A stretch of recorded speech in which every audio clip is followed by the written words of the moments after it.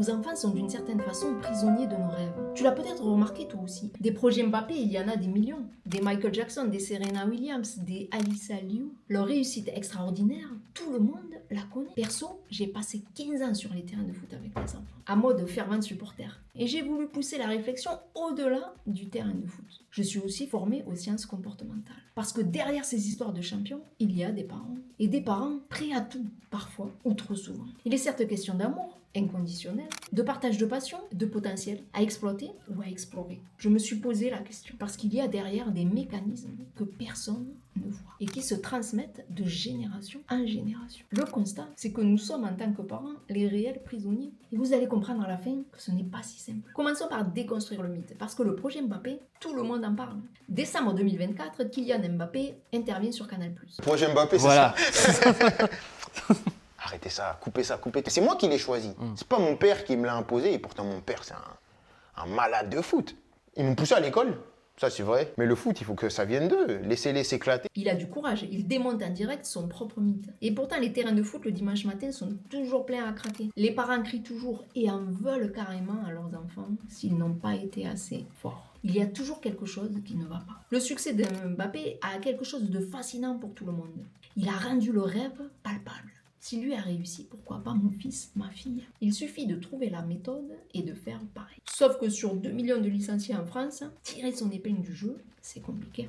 Si on n'a pas de talent, d'appétence pour ce sport, les connexions qu'il faut, parce qu'entre l'amateur, le semi-pro, le pro, faut pas se leurrer. Et dans nos têtes, souvent, on sait que notre enfant est unique, que notre enfant est différent, que pour notre enfant, ça sera pas la même histoire. Parce que notre enfant, c'est toujours le meilleur. Notre enfant, il a quelque chose de spécial, bien à lui, c'est sûr, mais peut-être pas adapté au ballon rond. Et c'est là que le biais du survivant fait des ravages. Richard Williams avait écrit un plan de carrière pour ses filles avant leur naissance de 78 pages. Et certes, ça a marché. Serena, Vénus sont les 2 plus grandes joueuses de leur génération. On retient leur succès, on retient le plan, on retient la méthode, mais on oublie qu'il y a des milliers de Vénus et de Serena qui n'ont pas réussi. Faute de talent, inné pour le tennis, de blessures, d'abandon, ou pire.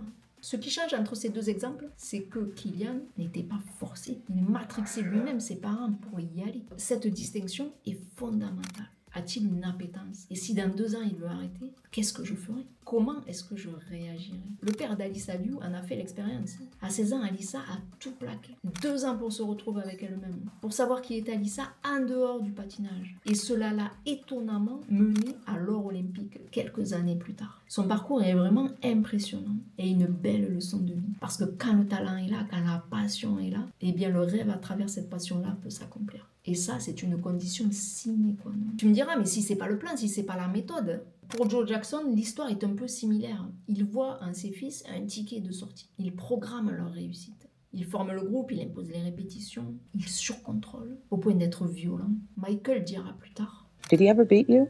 Yes, he did. Have it that hard because he used me as the example. It was like, do it like Michael. You know, and he practiced us with a belt in his hand. And if you miss a step, expect to be, Je dois réfléchir. J'ai déjà réfléchi pour toi. Alors oui, on peut se dire que Joe Jackson est un cas extrême. En aucun cas, un de nos comportements est de cet acabit-là. Parce que je n'élève pas la voix, parce que je n'impose rien, parce que je ne fais qu'accompagner.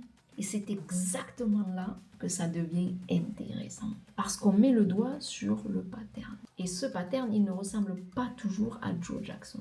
Il peut ressembler à quelque chose de beaucoup plus doux, de beaucoup plus invisible. Arthur Liu, lui, a adapté toute sa vie familiale autour d'Alyssa. École à la maison, déménagement, emploi du temps, milliers dépensés. Pas de violence ici, pas de cri. Juste une organisation totale autour d'un objectif sain. Certes, Alyssa a du talent. Et pourtant, elle a eu besoin de se retrouver. Qui suis-je en dehors des patins? L'histoire de Billy Elliot pousse la réflexion un cran plus loin. Le père de Billy est un boxeur professionnel. Il veut un boxeur. Mais son fils Elliot, lui, a de l'appétence pour la danse. Le père veut un gars dur, un fils qui lui ressemble. Billy, lui, veut danser. C'est son talent. Vous voyez bien les conflits qui sont là. Eh bien, le père de Billy a pu mettre à la poubelle la projection qu'il faisait pour son fils d'une vie de réussite et accompagner son fils dans sa propre réussite. Et ils n'en sont que plus épanouis tous les 2. Ça a été plus compliqué pour Richard Gasquet, par exemple. À 9 ans, il faisait déjà la couverture du Tennis Magazine, surnommé le Petit Mozart. En grandissant, il confiera que la situation lui semblait ultra malsaine, qu'il ne comprenait pas pourquoi les gens le surnommaient comme ça. Il sentait déjà le poids de quelque chose à 9 ans qu'il n'avait pas choisi. Certes, il fera une carrière honorable, mais il ne sera jamais ce qu'on a décidé pour lui à 9 ans. Est-ce que tu trouves que c'est une surprise? Un dernier exemple, Jeremy Whitson, à 17 ans, il est libéré par le centre de formation de Manchester City. Il mettra fin à ses jours quelques semaines plus tard. Un rêve qui s'est arrêté brutalement. Des disciplines différentes, des époques différentes, des cultures différentes, et pourtant un point commun. Un adulte qui place le poids de son rêve sur son enfant, avec amour, parfois avec violence, souvent même sans s'en rendre compte. Et l'enfant performe, se plie, jusqu'à ce qu'il réussisse. On est face à un vrai paradoxe. Qu'est-ce qui se passe en vrai de vrai à l'intérieur d'un parent qui transforme de l'amour en pression sans s'en rendre compte? La réponse ne se trouve jamais sur le terrain.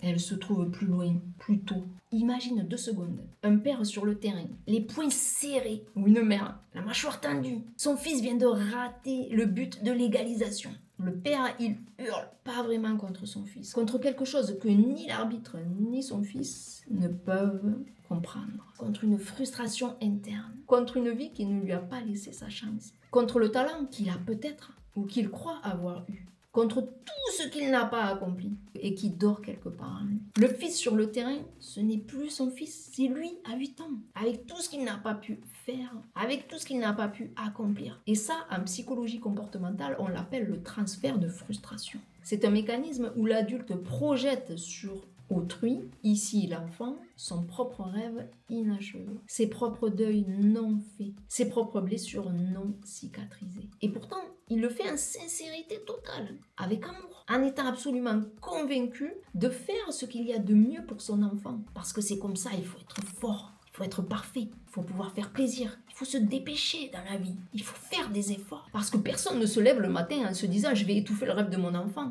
Au contraire, il se lève avec le sourire, en voulant le meilleur pour lui, en espérant le meilleur pour lui, en le protégeant, en jouant son rôle à la perfection. Ce pattern, ce mécanisme fonctionne de façon insidieuse, par une envie légitime de donner à son enfant le meilleur, ce qu'on n'a pas eu. Progressivement, quelque chose bascule sans qu'on s'en rende compte. Un peu plus de pression. La passion partagée devient une attente de faire mieux.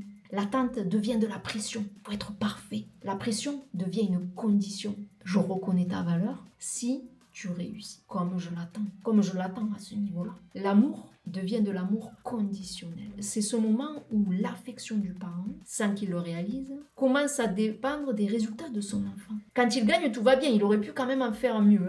Il a eu 19, il aurait pu avoir 20. Il a eu 20, il aurait pu avoir les points bonus. T'attends à ce qu'il ait au moins 20 la prochaine fois. C'est devenu une norme. Quand il perd, l'amour que ressent l'enfant diminue. Il devient froid, silencieux, obsolète. Une distance s'installe. L'enfant le ressent. Il sait qu'il va devoir faire plus d'efforts pour se sentir reconnu aux yeux de ses parents. Une règle simple naît. Ma valeur dépend de ce que je fais. Ma valeur dépend de ce que je réussis. Pour être aimé, je dois réussir. Pour exister aux yeux de mon parent, je dois être suffisant. Je dois être à la hauteur. Ces croyances s'installent comme des programmes. Ils deviennent des patterns, des mécanismes que nous gardons en grandissant. Et si on ne s'en défait pas, eh bien on peut facilement tomber dans ce type de travers. Le besoin de reconnaissance devient insatiable. Et on va aller chercher cette satisfaction-là à travers la réussite de son propre enfant. Vous voyez un peu comment c'est complexe? De prime abord, tout ça, on ne peut pas s'en rendre compte. La question n'est pas de juger, être un bon, un mauvais parent. Déjà d'une, l'école des parents, ça n'existe pas. On ne peut pas remettre en question l'intention du parent. Mais nos réactions et nos interactions, celles-là, elles peuvent se transformer. Pour moi, cette question ne mène nulle part. La vraie question peut être de quel endroit j'accompagne mon enfant. Est-ce que c'est depuis ma blessure? Est-ce que c'est depuis mon amour? Est-ce que c'est depuis quelque chose que j'ai résolu ou que je n'ai pas encore résolu? Est-ce qu'il existe un modèle qui fait différemment, qui n'étouffe pas le rêve de mon enfant à travers le mien? Parce qu'on ne transmet pas une passion, on transmet ce qu'on n'a pas encore réglé. Revenons sur le père d'Mbappé. Il avait sa propre passion, son propre rôle, sa propre identité dans le monde du football. Il n'avait pas besoin de Kylian pour exister dans le foot. Kylian a grandi en voyant un père vivre sa passion. Non en voyant un père qui attendait que son fils réussisse à tout prix. Et là, on a une différence fondamentale. Parce que l'enfant qui grandit à travers un parent passionné Apprends que le désir est légitime, que l'effort dans la joie et la bonne humeur existe, que la vie peut avoir un sens au-delà du besoin de performance et du besoin de reconnaissance. Lamine Yamal, à 17 ans, est un des meilleurs joueurs du monde. Il dit d'ailleurs quelque chose d'intéressant sur ses parents. Les voir dans les tribunes lui donne fierté, non de la pression. Si vous vous rappelez Michael Jackson. Le regard du parent ne pèse pas ici, il libère. Il dit inconsciemment « je t'aime », que tu réussisses ou pas. La réussite de son enfant, qu'on se le dise, n'est pas gage de bonheur. C'est peut-être la vérité la plus difficile à entendre. En tout cas, elle l'a été pour moi. Alice Aliou, on l'a vu tout à l'heure, championne nationale à 13 ans, au sommet de sa discipline, elle ne savait pas qu'elle était en dehors des patins. Michael Jackson, l'artiste le plus célèbre de l'histoire, n'a jamais connu une seule journée d'enfance normale. Il a passé sa vie d'adulte à essayer de la récupérer. Le succès ne réparera jamais ce que la pression a brisé. Mais alors à quoi peut ressembler vivre son rêve sans l'imposer à son enfant? J'ai envie de te dire, ne pas conditionner les moments de joie partagés à la réussite pure. Être fier de son enfant, quoi qu'il se passe. Ne pas s'approprier ses victoires. Même si on va avoir ce sentiment de fierté, et c'est normal, pouvoir le consoler sans lui en vouloir dans la défaite. Lui montrer que sa valeur personnelle ne va pas dépendre d'un bulletin ou du score du match. Le rôle de l'enfant n'est pas d'accomplir ce qu'on n'a pas pu accomplir. On est encore en vie, non? Qu'est-ce qui nous empêche aujourd'hui, certes d'une autre façon, d'accomplir ce qu'on a besoin d'accomplir, de se réaliser soi-même? L'enfant est là pour découvrir ce qu'il veut lui-même accomplir dans sa vie. Et notre rôle, c'est de l'y accompagner avec amour et bienveillance. Et ça commence par une question propre pour soi. À quel niveau je me place quand je vais encourager mon enfant dans son sport le week-end? Est-ce que je me place du côté d'un besoin de reconnaissance? Est-ce que je me place du côté d'un manque personnel à combler? Est-ce que je me place du côté de l'amour à un enfant, d'une passion à vivre avec lui? Parce que c'est lui qui l'a décidé. Parce que ça lui plaît. Parce que ça l'anime. Alors à la question, nos enfants sont-ils prisonniers de nos rêves? As-tu la même réponse qu'en cliquant tout à l'heure? Tout à l'heure, je te parlais de patterns,